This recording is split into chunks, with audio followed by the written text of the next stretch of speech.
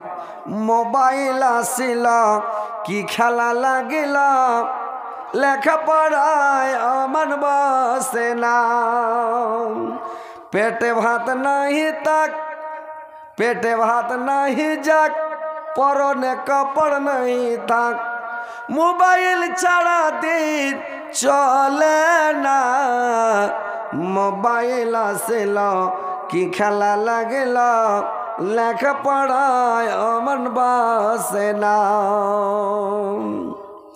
রাত 12টার পরে বন্ধু যখন ফোন করে, দু চোখেতে ঘুম আসে না। রাত 12টার পরে বন্ধু যখন ফোন করে, দু চোখেতে ঘুম আসে না। রাত জাগিয়া ফোনে বাত করিয়া, রাত জাগিয়া ফোনে চ্যাট করিয়া, ফজরের নামাজে ঘুম ভাঙ্গে না। মোবাইল আসিল কি খেলা লাগিল, লেখাপড়ায় মন বসে না। মোবাইলের ঠেলা প্রেম প্রীতের মেলা, এখন আর পার্কে যাওয়া লাগে না। বিছানায় বসিয়া কানে ফোন লাগাইয়া, বিছানায় বসিয়া কানে ফোন লাগাইয়া, কই মোর সোনা বন্ধু ভুলা না। মোবাইল আসিল কি খেলা লাগিল, লেখাপড়ায় মন বসে না।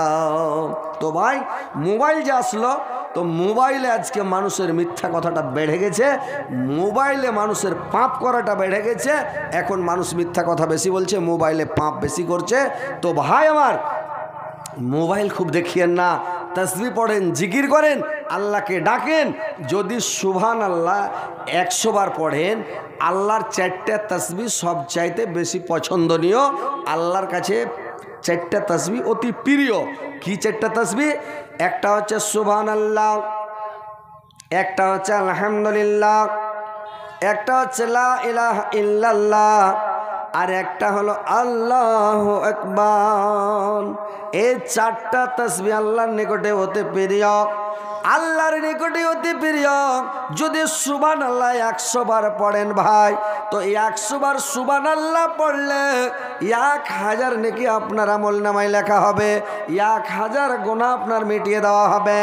আলহামদুলিল্লাহ 100 বার পড়লে 1000 নেকি পাবে, 1000 গুনাহ মিটানো হবে। লা ইলাহা ইল্লাল্লাহ 100 বার পড়লে 1000 নেকি পাবে, 1000 গুনাহ মিটা হবে। আল্লাহু আকবার 100 বার পড়লে 1000 নেকি পাবে, 1000 গুনাহ মিটানো হবে। 400 বারে 4000 গুনাহ মিটে যাবে, 4000 নেকি আপনার আমলনামাতে লেখা হবে। আপনার নেকির পাল্লা ভারী হবে, কিয়ামতের দিন আপনি জান্নাতে যেতে পারবেন ভাই। তো ভাইরে আমার, বন্ধুরে আমার, আপনারা নামাজ পড়েন, তাসবিহ পড়েন, জিকির করেন, আল্লাহকে ডাকেন, পরকালকে স্মরণ করেন, কিয়ামতটাকে সব সময় সামনে রাখেন। না হলে ভাই আমার, বন্ধুরে আমার, কিয়ামতের দিন পস্তাতে থাকবেন, আফসোস করতে থাকবেন। মানুষ নিজের হাত নিজেই কামড়াবে, নিজের হাত নিজেই দংশন করতে থাকবে, আর আফসোস করতে থাকবে। আল্লাহ কুরআনের মধ্যে বলছেন, ওয়া ইয়াউমা ইয়াআজ্জুজ জালিমু আলা ইয়াদাইহি ইয়াকুল আলাইতানি তাকাতুমা আর রাসূলের সাবিল। সেদিন আফসোস করবে আর বলবে, আল্লাহ কেন আমি খারাপ লোকের সাথে দোস্তি করেছিলাম, আল্লাহ কেন আমি নবী রাসূলের পথ অনুকরণ করিনি, কেন আলেম উলামার কথা মানিনি, কেন কোরআনের কথা মানিনি, হাদিসের কথা মানিনি, কেন আমরা দুনিয়াতে ভালো আমল করিনি। আল্লাহ সেদিন আফসোস করবে আর বলবে, আল্লাহ কেন আমরা ভালো আমল করিনি। আল্লাহ দুনিয়াতে একবার পঠালে আমরা আল্লাহ তোমার ভালো আমল করতাম, সৎ আমল করতাম, নেক আমল করতাম, আল্লাহ দুনিয়াতে ভালো আমল করে যেতাম।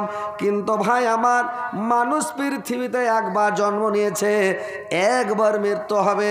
পৃথিবী থেকে একবার দুনিয়া থেকে যাবে রে ভাই। পৃথিবীতে দুবার কোনো মানুষ কোনো মায়ের লাল আসবে না, আল্লাহ পাক কোনো মানুষকে পৃথিবীতে দোবারা পাঠাবে না ভাই। তো কথা হচ্ছে দুনিয়াতে এসেছেন, নমাজ 5 ওয়াক্ত পড়েন, সালাত 5 ওয়াক্ত আদায় করেন, আর রমজান মাসের রোজাটি ভালোভাবে রাখেন, আর উঠতে বসতে চলতে ফিরতে খেতে সব সময় নবীর সুন্নাত আদায় করেন, আর সব সময় সুবহানাল্লাহ, আলহামদুলিল্লাহ, আল্লাহু আকবার, আল্লাহ লা ইলাহা ইল্লাল্লাহ সব সময় পড়তে থাকেন। আল্লাহ পাক কোরআনের মধ্যে বললেন, ইয়া আইয়ুহাল্লাযীনা আমানু যিকুরুল্লাহ যিকরান কাসীরান।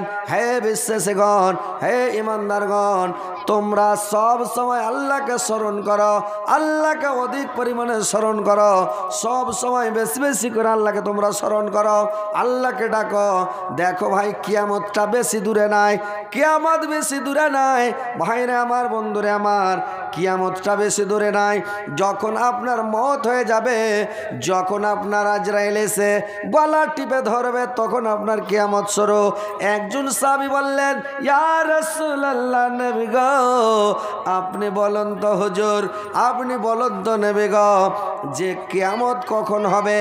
আল্লাহর নবী বললেন, যেদিন বা যখনই, যে মুহূর্তে আজরাইল এসে তোমার গলাটা টিপে ধরবে, তখনই তোমার কিয়ামত শুরু হয়ে যাবে। কিয়ামত তোমার থেকে বেশি দূরে নাই, কিয়ামতটা বেশি দূরে নাই, তোমার কাছেই কিয়ামত আছে। যখনই আজরাইল এসে টুটি ধরবে, তখনই তোমার কিয়ামত শুরু হয়ে যাবে। কেউ বলতে পারবেন ভাই যে আমি 1 বছর বাঁচবো, 2 বছর বাঁচবো, 10 বছর বাঁচবো, 1 ঘন্টা বাঁচবো, 1 মিনিট বাঁচবো? কেউ চ্যালেঞ্জ দিতে পারবেন? কেউ লিখে দিতে পারবেন? কেউ পারবেন না। আল্লাহ যে কখন কার মত করে নেবে, কখন যে কে মরে যাবে, কোন অবস্থাতে কে মরবে, আল্লাহ জানে।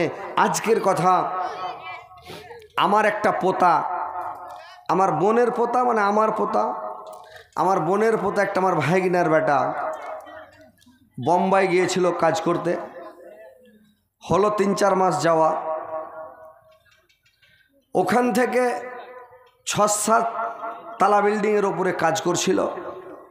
কাজ করতে করতে বেল্ট লাগিয়ে কাজ করে, কি হিসাবে বেল্ট ছুটে গেল, 6 তালার ওপর থেকে যে পড়ল, তো মাথা নিচে, পা উপরে, মাথা ফেটে এইগুলোর হাড্ডি ভেঙে ঢুকে গেল ভিতরে, ঘাড়ের লতা ভেঙে গেল, ডাঁড়ি ভেঙে গেল, সাথে সাথে দম চলে গেল। আজকে বর্তমান, আজকে মাটি দিয়ে আসলাম, জাহাজে করে নিয়ে আসলো বডি, নিয়ে আসার পরে মাটি হলো। এই জন্য আপনাদের জালসাতে আসতে আমার একটু লেট হয়ে গিয়েছিল, সময় লেগে গিয়েছিল। 20-22 বছরকার ছেলে দুনিয়া ছেড়ে চলে গেল।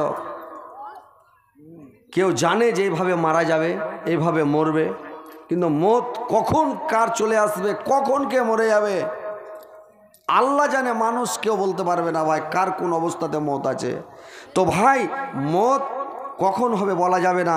যতক্ষণ আপনি বেঁচে আছেন আল্লাহকে ডাকেন, আল্লাহকে স্মরণ করেন, আল্লাহর সব সময় তাসবিহ পড়েন, জিকির করেন, আল্লাহকে সব সময় স্মরণ করেন। ভাই দেখেন, মত বেশি দূরে নাই, মত আপনার পিছনে পিছনে ঘুরছে, মত আপনাকে ধরছে, মত আপনাকে মোকা নিয়ে আছে, কখন ধরে নেবে, আপনার রুটাকে বের করে নেবে, দম বের করে নেবে, আপনি চলে যাবেন দুনিয়া ছেড়ে। তো ভাই, আল্লাহকে স্মরণ করেন, এখনো সময় আছে।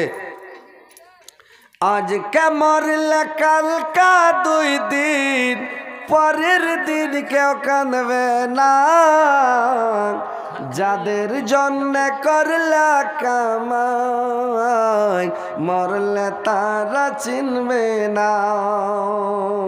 কে দিলে এটা টাকা? খালিল। আল্লাহ তোমার বান্দা, আল্লাহ আল্লাহ একটা তোমার বান্দা খলিল সাহেব, আল্লাহ 500 টাকা দিয়েছে। আল্লাহ 5 লক্ষ 5 কোটি মিলে গ্রহণ করো। আল্লাহ তার জীবনের গুনাহ মাফ করো, জীবনের ভুল ত্রুটি মার্জনা করো, হায়াত দারাজ করো, বৃদ্ধি করো, মরার পরে সুগম স্থান দাও, কিয়ামতের পরে জান্নাত নসিব করিও। আল্লাহ তাকে দুনিয়াতে ভালো রাখো, মরার পরে সুগম স্থান দাও, কিয়ামতের পরে জান্নাত নসিব করিও মাওলা। আমিন আমিন আমিন। তো ভাই আসেন, আপনারা কথাগুলো ভালো করে শুনেন। মা বোনেরা আছে না? সব চলে গেছে রে ভাই, পুরা প্যান্ডেল আছে। এ তো সাংঘাতিক ব্যাপার। মেয়ে ছেলেরা মানে মেয়ে ছেলেরা আসলে মেয়ে ছেলেরা চা ঠান্ডা হয়ে গেল যে আদা দিয়ে বানাচ্ছে কি না? আদা দিয়ে বানায়, ঠান্ডায় মজা বেশি। একটা চা গরম গলা চা ঠান্ডা গেছে, তার মধ্যে চায়ে ফের লেবু দিয়ে দিয়েছে, আদা নাই, আদা পাদা কিছুই দেয়নি। তো কথা হচ্ছে ভাই, সবসময় মতকে স্মরণ করেন, আল্লাহকে স্মরণ করেন।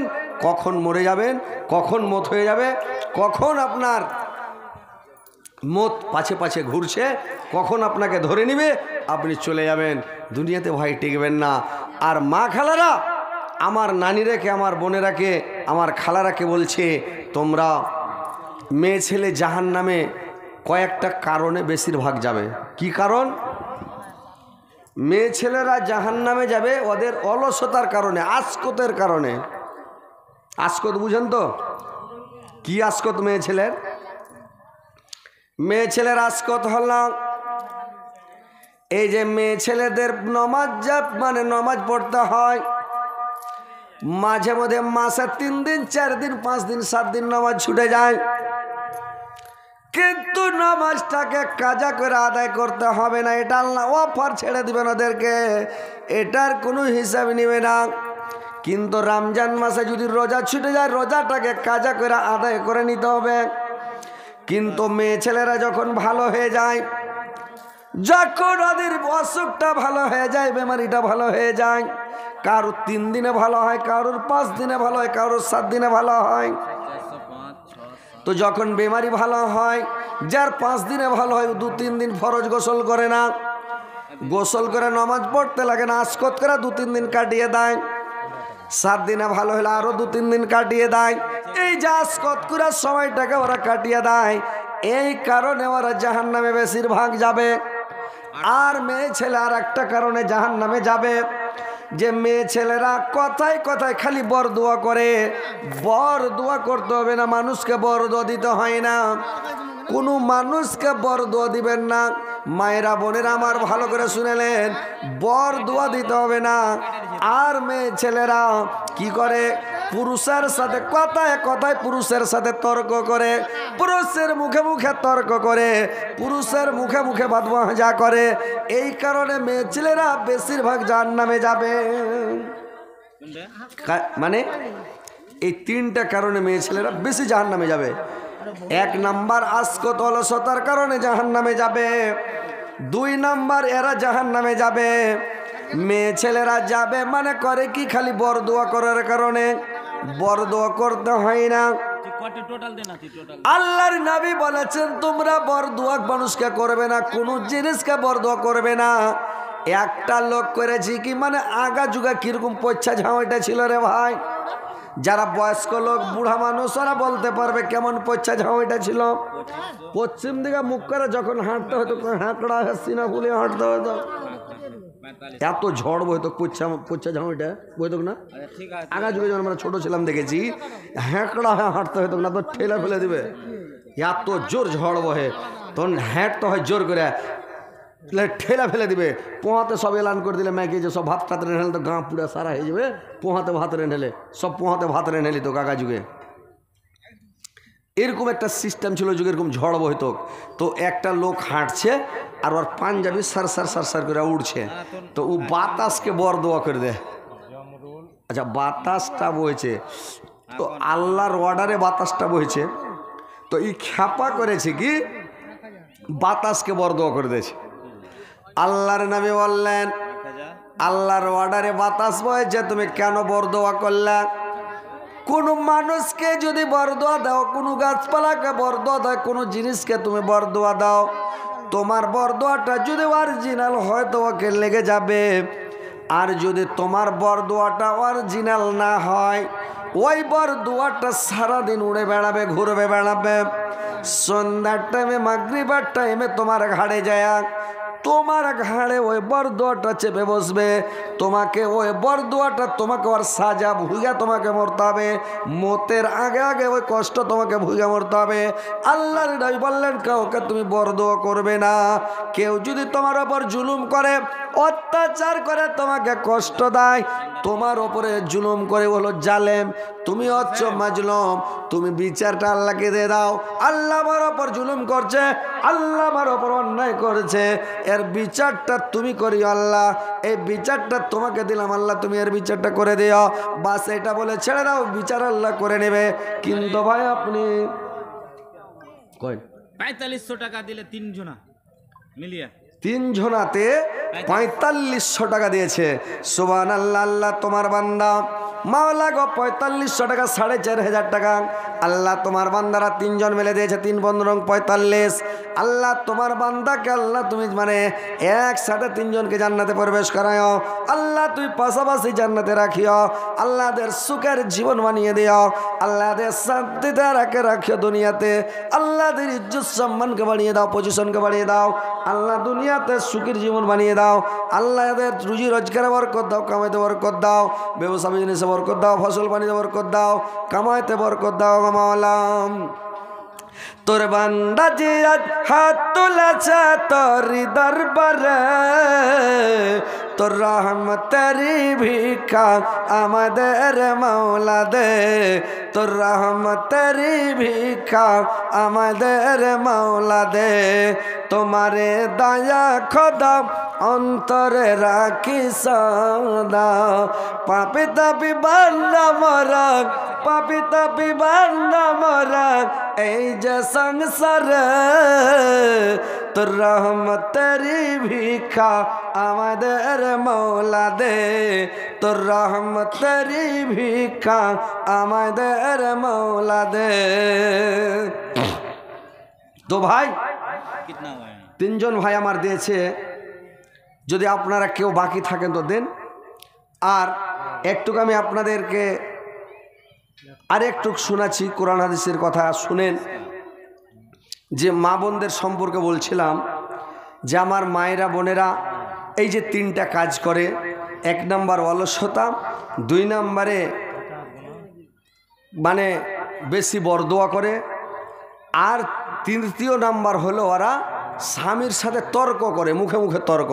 স্বামীর সাথে তর্ক করতে হবে না, স্বামীর মুখে মুখে বাধ্য হবে না,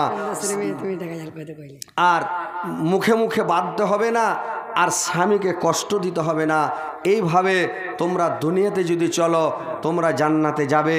তোমরা তোমাদের জান্নাত হচ্ছে স্বামীর পায়ের নিচে। তোমার স্বামীর সেবা যদি করো তোমার জান্নাতে যেতে কোনো অসুবিধা হবে না, কোনো তকলিফ হবে না, তুমি জান্নাতে চলে যাবে, তুমি জান্নাতে প্রবেশ করবে। তো তোমরা এই স্বামীর সেবা মন দিয়ে করো, অন্তর দিয়ে দিল থেকে এমনভাবে স্বামীর সেবা করো স্বামী যেন খুশি থাকে, সন্তুষ্ট থাকে। স্বামী যখন মাঠে থেকে আসবে, বিদেশ থেকে আসবে, কোনো জায়গা থেকে আসবে, সফর থেকে আসবে, যে কোনো টাইম আসবে, আর তুমি সব সময় সেজে কুজে একবারে এমন করে সাইজবে, নতুন ব্লাউজ গায়ে দাও, নতুন কাপড় পিনো, কুচি করে বেড় দিয়া কাপড় পিনো, আর একবারে লিপস্টিক লাগাও, মুখে ফেস ওয়াশ লাগিয়ে মুখকে একবারে লুচলুচা করে দাও, এমন করে লিপস্টিক দাও, ঠোঁটকে লাল ভররা করে দাও, আর এমন করে সাইজবে, স্বামী আসবে আর একবারে খুশি হয়ে স্বামীর আগা দিকে খাড়ো হয়ে যাবে, স্বামী তোমার দেখলে একবারে খুশি হয়ে যাবে, তখন সব দুঃখ ভুলে যাবে।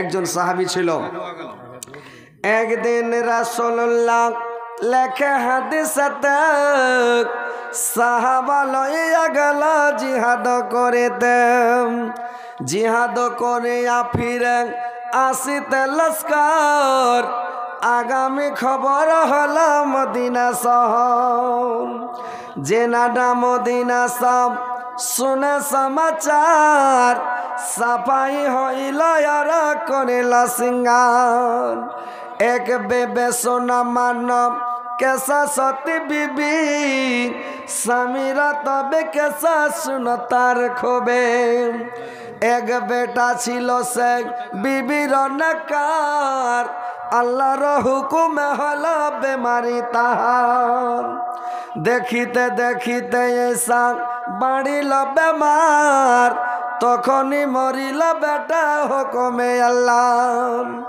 এদিকে জিহাদ থাকে বিবির শহর, পৌঁছিল কাফেলার সাথে নিকটে শহর, মনে মনে ভাবে বিবি, মনে মনে ভাবে বিবি, বেটা গেল মরে, স্বামী আসিল ঘরে, বুঝাব কি করে। খুশিতে ভসিতে হইয়া আসিছে মরদ, মারা বেটা দেখা দিলে পাইবে দরদ।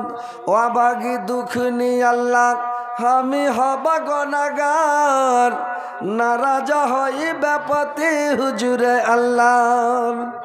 সাজন সিঙ্গার করে সকলে বিবি, সকলে করিবে রাজি আপনার পতি। পতিকে করিলে রাজি, রাজি সে খোদাই, সবা কাজে মাইয়া যারা পতি রাজি হয়। স্বামীকে করিলে রাজি, রাজি সে খোদাই, সবা কাজে মাইয়া যারা পতি রাজি হয়। ইহা বুঝা সুঝা সেই বিবি করিল সিঙ্গার, পোশাক কাজল পরা হইল তৈয়ার। ইতিমধ্যে আইল ঘরে বিবির শহর, আর হাসিয়া খিজবাতা খাড়া হইল পতি। ভাইরে আমার, 6400 ওই মহিলাটার স্বামী যখন বিদেশে চলে গেল, মহিলাটা কি করল, বিদেশ যখন চলে গেল, আর ঘরে একটা ছোট বাচ্চা ছিল, বেটা ছিল। আস্তে আস্তে বেমার হতে হতে বেমার বাড়তে বাড়তে ছেলেটা মারা গেল। আর ছেলেটা যখন মারা গেল, ওই দিন ওর স্বামী বাড়ি ফিরছে রে ভাই।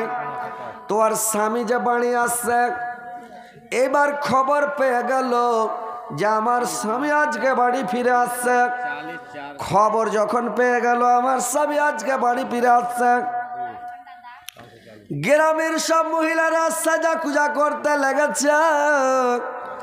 সবাই মানে পরিষ্কার পরিচ্ছন্নতা হতে লেগেছে, সাবান লাগাতে লেগেছে, কাপড় ধরি সাফ সুতরা করতে লেগেছে। ওই যুগে তো মোবাইল ছিল না ভাই, মোবাইল মানে বলে দিবে কোনটা আছে, কি করছি, কি হচ্ছে, এখন তো সেকেন্ডে কথা। ওই যুগে তখন কিন্তু মোবাইল ছিল না ভাই। ওরা তখন খবর পাঠালো লোকের হাতে, লোকগুলো চলে এসেছে। এরা কিছু দূরে মানে ডেরা তাম্বু করে মানে 2-4 ঘন্টা লেট করবে, আর আর বাড়িতে সবাই সেজে কুজে মানে তৈয়ার হয়ে যাবে। মহিলাটা কত ভালো, মেয়েটা কত ভালো, যে মহিলাটা কি করলো, মুর্দা বেটা রেখে দিল খাটের পর, আর সাবর করিয়া তারে চাদরে ঢাকিয়া তারে করিল সাবর। এবার মেয়েটা করলো কি, বেটাকে ঢেকে দিল, দিয়া সেজা কুজে একবারে গোসল করে সেজে কুজে একবারে তৈয়ার হয়ে গেছে। স্বামী যখন আসলো একবারে খুশি হয়ে গেল। খুশি হয়ে স্বামীর সামনে স্বামীর সেবা তয়দারি করলো, খিদমত করলো, স্বামীকে খেতে দিল, গোসল সিয়ান করলো। এইবার তখন করেছি কি, ওর স্বামী জিজ্ঞাসা করছে, হারে অনেকক্ষণ হয়ে গেল আমার আশা, আমার বেটাটা কই। এইবার ওর স্ত্রী স্বামীর হাত ধরে নিয়ে গেল, দেখালে যে স্বামী দেখেন সকালবেলা ছেলেটা মারা গেছে, আপনি বাড়ি আসছেন, আমি যদি এরকম রাগারাগি করি আপনার মনকে খুশি করতে পারতাম না, আনন্দ দিতে পারতাম না। এই জন্য ছেলেকে ঢেকে দিয়েছি, বুকে পাথর দিয়ে সাবুর করে নিয়েছি স্বামী গো, দিয়ে আমি সাবুর করে আপনার সেবা করলাম, তাবিদারি করলাম, খিদমত করলাম, আপনাকে আমি খুশি করলাম। দেখেন এরকম হয়েছে। এরা স্বামী স্ত্রী দুইজন চলে গেল আল্লাহ রাসূলের কাছে। আল্লাহর নবীকে গিয়ে বললেন, নবী গো, আমি এই যেভাবে আমরা সাবুর করেছি তার ফলাফল কি হতে পারে? আল্লাহর নবী বললেন, তোমরা জান্নাতে যাবে। বুঝতে পারলে মা বোনেরা, যে মরা বেটাকে রেখে দিয়ে সাবুর করে স্বামীকে খুশি করছে, সন্তুষ্ট করছে। আজকে কতদিনের ওপরে বাড়ি আসছে, বিদেশ থেকে আসছে 2 মাস 4 মাস 6 মাসের ওপরে। আর এখনকার মেয়ে ছেলে হলে গোসল করবে না, তেল সাবান লাগাইবে না, ছেলে মরেছে হাও মাও হাওয়ারে বাবারে আও মাও, এই হলো ওই হলো, কেনা কেটা লুতানি পিকানি হয়ে চুলকে ঝাংড়ে মাংড়ে করে কাপড়ে চিমটি কাটতে ময়ল উঠবে, মানে এরকম অবস্থা কাপড়ের। আর ঘিন মিন হইয়া দাঁত টাঁত সাফ করা নাই, শির পড়ে গেছে, শাক গেছে পরশু দিন, ওর দাঁতের ফোকাতে শাক ঢুকে আছে, ঘিন মিন হইয়া তখন করে স্বামীর আগা দিকে যাইছে। ই মনে মনে কহিবে হায় রে আল্লাহ, বিদেশে শুনে তো ভালোই শুনে কেন বাড়ি আইন রে আল্লাহ।